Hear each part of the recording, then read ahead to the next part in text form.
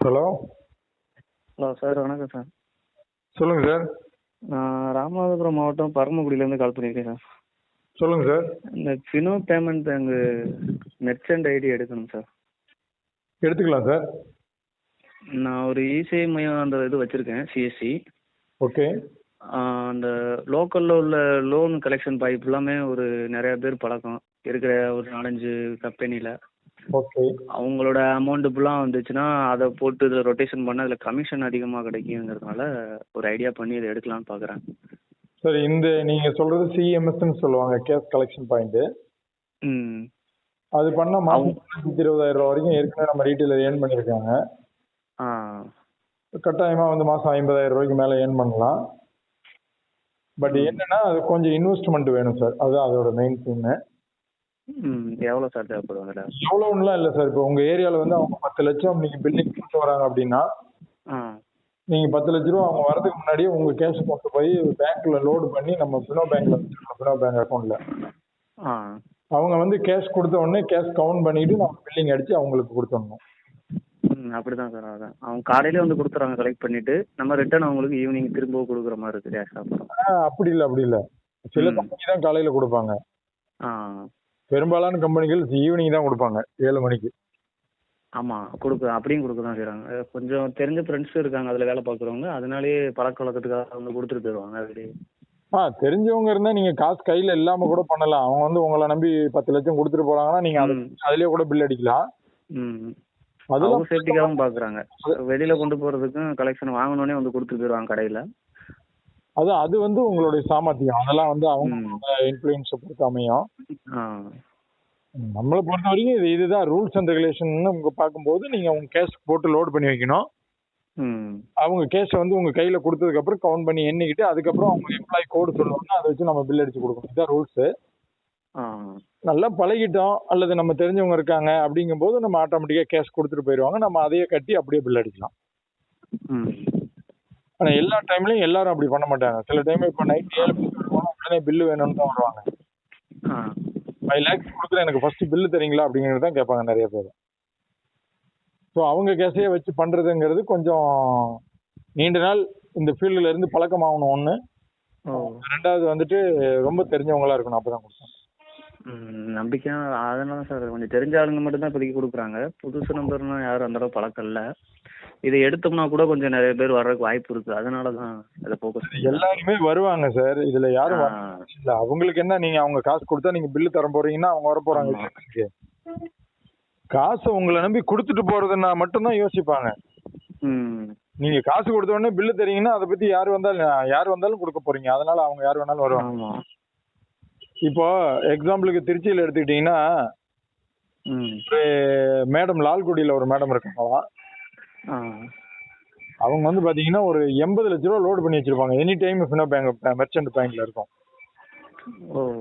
நீங்கள் கலெக்ஷன் பாயிண்ட்காரங்க எல்லாருமே எல்லா ஏரியாலையும் கட்டுவாங்க அவங்கள மாதிரி இருக்கிறவங்க கிட்ட.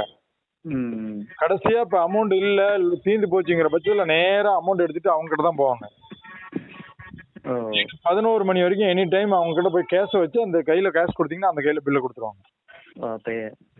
ஆனா விட மாட்டாங்க, யாரும் நம்பி செய்ய தேவையில்லன்ட்டாங்க. என்ன நம்பி யாரும் காசும் கொடுக்க தேவையில்ல, நான் யாருக்கு கிடையாது கடனாவும் பில் அடிக்க மாட்டேன், காசு கொண்டு வந்து வைங்க பில் அடிச்சு தரேன், அவ்வளவுதான் அவங்களோட ரூல்.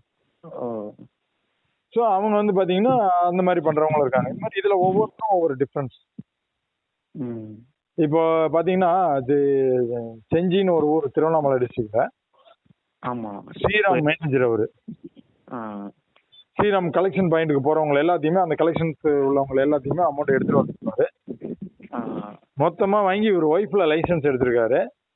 அவங்க ஒய்ஃப் நேம்ல இருக்கிற லைசன்ஸ்ல போட்டு ஒட்டுக்கா பில் அடிப்பாரு. அதுல அவர் 1 ரூபா கூட இன்வெஸ்ட்மெண்ட்டே போட தேவையில்லை. ஏன்னா அவரு தான் மேனேஜர், அவருக்கு ஒன்றும் பிரச்சனை கிடையாது. அதான் அதில் வர அமௌண்ட் தூக்கி இதில் போட்டு நல்லா கமிஷன்ல ஏர்ன் பண்ணிக்கலாங்கிற ஒரு ஐடியாவில் எடுத்து கட்டாயமா மாசம் ஒரு 30-40 ரூபா ஏர்ன் பண்றாரு. அதுல மாட்டுக்கிறது. ஆமா, ஏன்னா அதுல வர்றதே எடுத்து இதுல போட்டு திரும்ப ரிட்டர்ன் அதுல இருந்து எடுத்து கொடுத்துடலாம், இதுல கமிஷனும் கிடைச்சிடும். ஆமா, இப்படி செய்யறாங்கன்னு தான் எல்என்டில என்ன பண்ணிட்டாங்கன்னா, எல்என்டில வேலை செய்யற ஸ்டாஃப் யாருமே வந்து அவங்க ஃபேமிலியில கூட பாயிண்ட் வச்சிடக்கூடாதுன்னு. அவங்க மட்டும் அப்படி பண்ணுங்க. இல்ல, எல்என்டில பாத்தீங்கன்னா ஒரு நாளைக்கு 50 லட்ச ரூபா வரும் சார். 50 லட்ச ரூபா வரைக்கும் வரும். ஆமா. அப்ப அந்த மேனேஜருக்கு அந்த அதிகாரத்தை கொடுக்கும்போது என்ன பண்றாங்கன்னா, அவன் கலெக்ஷனுக்காக வேண்டிட்டு லேட் பண்ணி பில் அடிக்கிறது இந்த மாதிரி நிறைய பண்றாங்கன்னு சொல்லிட்டு, நீங்க எல்என்டில வேலை செய்யற ஸ்டாஃபோ அல்லது அவங்க ஃபேமிலியில யார் பேர்லயுமே ஐடி இருக்கக்கூடாதுன்னு சொல்லி ஒரு முறை சொல்லியிருந்தாங்க. இது இப்போ தனியாவே ஐடி பாஸ்வேர்டு தனியாவே கொடுத்துருவாங்களா சார் எடுத்தோம்னா? தனியா ஐடி பாஸ்வேர்டு சார். ஏன்னா சார் நீங்க 10 லட்சம் 20 லட்சம் லோடு பண்ணிக்கிறீங்க, இது எவ்வளவு செக்யூரிட்டியா இருக்கும். அதனால தான் சில இது நிறைய பார்த்தேன். உங்களோட வீடியோ யூடியூப்லாம் போட்டுருந்தீங்க இல்லையா, அதில் பார்த்தேன். அதிகபட்சமாக அந்த கமெண்ட்ஸ் இந்த மாதிரி இதில் வேற ஒருத்தவங்க வீடியோலாம் பார்க்கும்போது ஏமாந்துருக்காங்க பாதி பேர். என்ன இதில் வெப்சைட்டில் கட்டினாங்களா எப்படி இதுன்னே தெரியாமல். இல்லை சார், இதில் ஏமாந்தது யாராவது ஒரு ஆளை பிடிச்சி எனக்கு கொண்டாந்து முன்னாடி. நான் வந்து இதில் 100% நஷ்டம் இல்லைன்னு சொல்கிறேன். ஏமாறுறது எப்படின்னா, இப்போ கலெக்ஷன் பாய் வராரு, அவர் ரெகுலரா உங்ககிட்ட பில் அடிச்சிட்டு இருக்காரு. ஒரு நாளைக்கு 2 லட்சம் 3 லட்சம் பில் அடிக்கிறீங்கன்னு வச்சுக்கோங்களேன். இப்போ 2 லட்சம் 3 லட்சம் பில் அடிக்கும் போது இன்னைக்கு வந்து ஒரு 50,000 ரூபாய்க்கு பில் அடிச்சு கொடுங்க, நான் காலையில காசு தரேன்னு சொல்றாரு. நான் வந்து அந்த மாதிரி சொல்ல வரேன் சார். நான் வந்து ஐடி எடுக்கிறதுக்கே சில பேருக்கு தெரியாம போய் வேற நபர்கிட்ட காசு கட்டியிருக்காங்கன்னு சொல்லுவாங்க. இது ஓகே தான், இது வந்து ஏமாத்துறது, நம்ம கொடுத்தாங்கன்னா ஏமாறதான் செய்யும். இந்த ஒரே வகையில அதுக்கு தான் நான் எல்லார்ட்டையும் சொல்லுவேன், கடன் நீங்க கூட வாங்கி அவங்க காசை நீங்க வாங்கிட்டீங்கன்னா உங்களை வந்து பிடிச்சிக்குவாங்க, நீங்க எங்கேயும் தப்பிச்சு போக முடியாது. ஆனா கடன் விட்டீங்கன்னா என்ன நடப்பாங்க அப்படின்னா, அந்த ஸ்டாப் வந்து அடுத்த நாள் வேற கம்பெனிக்கு வேலைக்கு போயிடுவாங்க. இதுல நீங்க தான் மாட்டுவீங்க. அது மட்டும் பண்ணவே மாட்டோம் சார். கடன் மட்டும் இது வேலையை நம்மளே அதனாலதான் கொஞ்சம் கஷ்டப்பட்டு தான் இது பண்ணுவோம். அவங்களுக்கு எப்படி நம்ம கடன் அந்த அளவுக்கு போறதுக்கு வேலை இல்லை. சில பேரோட அனுபவம் இந்த மாதிரி நான் கேள்விப்பட்டிருக்கேன், சொல்லியிருக்காங்க. முன்னாடியே சொல்றேன். எவ்வளவு சார் இதுக்கு செலவாகும் எடுத்தோம்னா? 1300 ரூபா சார் லைசன்ஸ். அதுக்கு நீங்க சேவிங்ஸ் பண்றதுக்கான 2 லைசன்ஸ் கொடுப்போம். இதுவே நம்ம ஃபினோ பேங்க் தான் உங்களுக்கு சேஃப்டி உள்ள இருக்கிற அமௌண்ட்டுக்கெல்லாம். இப்போ நமக்கு இங்கே யாராவது வச்சிருக்கிறதுனா உங்களுக்கு காட்டிடுமா சார்? இப்போ ராமநாதபுரம் இங்கிட்டு பரமக்குடியில் சார் எல்லா டிஸ்ட்ரிக்ட்லையுமே இருக்காங்க சார். மொத்தம் இந்தியா ஃபுல்லாக 7.5 லட்சம் பாயிண்ட் இருக்கு. அப்படிங்களா? 7.5 லட்சம் அவ்வளோ பேர் வந்துட்டாங்களா? ஆமாம், இந்தியன் பேங்க் பிரான்ச்சே மொத்தம் எவ்வளோ இருக்குன்னு நினைக்கிறேன். எவ்வளோ இருக்கும் சொல்லுங்க பார்க்கலாம். இந்தியா ஃபுல்லாக இந்தியன் பேங்க் பிரான்ச். இந்தியன் பேங்கா? நான் அந்த பிசினஸ்க்குள்ள நுழைஞ்சு இப்போ ஒரு 3 இயர்ஸ்க்குள்ள தான் சார் இருக்கு. ஆனால் இப்போ தனியாகவே ஹோல்சேல் அண்ட் ரீட்டைல் இந்த தேங்காய் இந்த மாதிரி தான் ஏற்றுமதி பண்ணேன். இல்லை சார், இதில் தான் இப்போ காலேஜ் முடிச்சு பண்ணுறேன். இந்தியன் பேங்க் பிரான்ச்சே பார்த்தீங்கன்னா இந்தியா ஃபுல்லாக ஒரு 5000 சில்லறை தான் இருக்கு. அப்போ இந்தியன் பேங்க் வந்து நிறைய இடத்துல ஏடிஎம் வைக்க மாட்டாங்க, எதுவுமே பிரான்ச்சஸ்மே அந்த அளவுக்கு பார்த்ததில்ல. ஒரு ஏரியாவுக்கு ஒன்றுங்கிற மாதிரி தான். பேங்க் பிரான்ச்சுமே 22,000 சில்லறை தான் இருக்குது. ஆனால் ஃபினோ பேங்க் பாயிண்ட் பார்த்தீங்கன்னா இப்போ 7.5 லட்சம் பாயிண்ட் இருக்கு. அவங்களோடது நான் போய் வெப்சைட்டில் பார்த்தேன், அதான் அடித்து பார்த்தேன். கிராமத்தில் வந்து மெயினாக வங்கி தொடங்கணுங்கிறதுக்காகவே கொண்டு வந்திருக்காங்க அந்த பேங்க் அப்படிங்கிற மாதிரி போட்டுருக்காங்க. இதில் ஏமாற்றம்லாம் இதில் 100% நஷ்டம் கிடையாது சார். எழுதி வச்சுக்கங்க, என் காலை ரெக்கார்ட் பண்ணிக்கங்க, நீங்கள் ஒன்றும் பயப்பட தேவையில்லை. இல்லை சார், அதில் நான் போய் இப்போ வெப்சைட்லேயே பார்த்தேன் எல்லா டீட்டெயிலும். அந்த பேங்கை பார்த்து டீட்டெயில்ஸ்லாம் பார்த்து பிடிச்சனால தான் நான் அதை வாங்கணும்னே முடிவு பண்ணேன். அதான் ஏன் எப்படி ஏமாறுவாங்கன்னா, இப்போ நிறைய பேர் என்ன, இப்போ நீங்கள் ஐடி இப்போ தரேன்னு சொல்லிட்டு சில பேர் வந்து காசை வாங்கிட்டு தராமல் போயிடுது. அது மாதிரி ஃபீட்பேக் போட்டிருந்தாங்க. நான் என்ன அதை பற்றி கஸ்டமர்கிட்ட இது பண்ணல, ஃபீட்பேக்கில் பார்த்தேன். அதில் அந்த மாதிரி கமெண்ட்ஸ் போட்டிருக்காங்க. சில பேர் என்ன வேணும்னே ஃபீட்பேக் போடுவாங்க, ஆப்போசிட் கம்பெனிக்காரங்க. ஓ, அப்படி சொல்கிறீங்களா?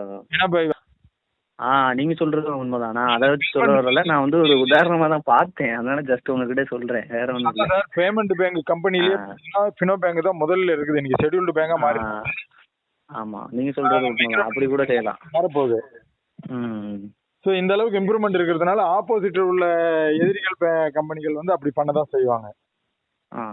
ரெண்டாவது வந்து ஐடி வாங்கும்போது என்ன பண்ணுவாங்கன்னா, லோக்கல்ல யாருக்கிட்டையாவது வந்து மிஷினுக்கு பணம் கட்டி யாராவது வேணும்னே இப்ப சீட் பண்றவங்க எவ்வளவு பேர் இருக்காங்க. பேங்க் பேர் நார்த் இந்தியன்ல ஓடிபி வாங்கி பணம் எடுக்கிறவங்க இருக்காங்களா இல்லைங்களா? ஆமா, ஏடிஎம் கார்டு காலாவதி ஆயிடுச்சு, இதுலயும் இது மைக்ரோ ஏடிஎம் கார்டு வேற கொடுத்துறாங்க. அது மாதிரி நிறைய இருக்கு சார். ஏமாறுறவங்க நம்ம வந்து கேட்கறவங்க தான் தெள்ள தெளிவா. இப்ப நீங்க எப்படி ஐடென்டிஃபை பண்ணி தெளிவா கேக்குறீங்களோ அந்த மாதிரி ஒரு வாட்டிக்கு 2 வாட்டி விசாரிச்சு செய்யுங்க. யாரும் வந்து இப்ப உங்ககிட்ட ஏமாத்திட்டு கையில இருக்கிற பணத்தை பண்ணிட்டு போயிட போறது இல்லைல்ல. அப்புறம் எதுக்கு படிக்கிறாங்க, எதுக்கு இவ்வளவு நாலேஜ்ல படிக்கிறோம், எதுக்கு இவ்வளவு டெக்னாலஜி நம்ம கையில இருக்குது. நீங்க உங்களுக்கு பேங்க்ல இருந்து கூப்பிடுறேன்னா கூட நீங்க சார் பேங்க் வந்து பாக்குறேன் சார், எங்க இருக்கு பேங்க் சொல்லுங்க, வரேன், நேர்ல போறேன் வரேன்னு சொல்லுங்க. அதுக்கப்புறம் இதோட நோக்கமே அப்படித்தானே சொல்லியிருக்காங்க சார். அந்த ஏடிஎம் வச்சா அதுக்கு ஒரு செலவு வைக்கணும், அதுக்கு ஏசி வைக்கணும். இதுக்கு வந்து உங்களுக்கு ஏடிஎம்லயே மைக்ரோ ஏடிஎம் கார்டு உங்க கையில இத்தனை கொடுத்துறாங்க. பினோ பேங்கை பொறுத்தளவு பரவாயில்ல. அந்த நம்ம மற்ற பேங்கை கம்பேர் பண்ணும்போது இவங்க அதனால தான் ஹையஸ்ட்டாக வந்திருக்காங்க. ஆமா சார், இப்ப அதுதான் சொல்றேன். அடுத்து மைக்ரோ ஃபைனான்ஸ் பேங்க் மாறுறாங்க. இன்னும் ஒரு 3 வருஷம் கழிச்சு எல்லா கிராமங்கள்லயும் ஒரு பேங்க் பினோ பேங்க் இருக்குன்னு சொல்லி ஒரு மீட்டிங்ல ஒரு லெவல்ல சொல்லியிருக்காங்க. அப்படிங்களா? குறிப்பா ஆதார் சேவை மையம் கொடுக்குறாங்க இதோட ஜாயின்ட்ல. ஆமாம், பார்த்தேன் போர்ட்டலில் போட்டிருக்காங்க. சார் இப்போ இது வந்து இப்போ எல்லாத்தையுமே பண்ணுற மாதிரி இருந்தால் எடுக்கணும் சார். அப்படி நம்ம சேவிங்ஸ் அக்கௌண்ட் ஏதாவது கஸ்டமருக்கு ஓப்பன் பண்ணி கொடுக்குறது, ஆதார் மூலமாக பணம் எடுக்கிறது, ஏடிஎம்ல இது பண்ணுறது எல்லாம் சேர்த்தாப்புல வரணும் சார். எல்லாம் சேர்ந்தாப்புல தான் சார் அந்த லைசன்ஸ் காஸ்ட் வேற எல்லாமே மொத்தமாக எல்லாத்துக்கும் சேர்த்து தான் 1300 லைசன்ஸ் காஸ்ட்.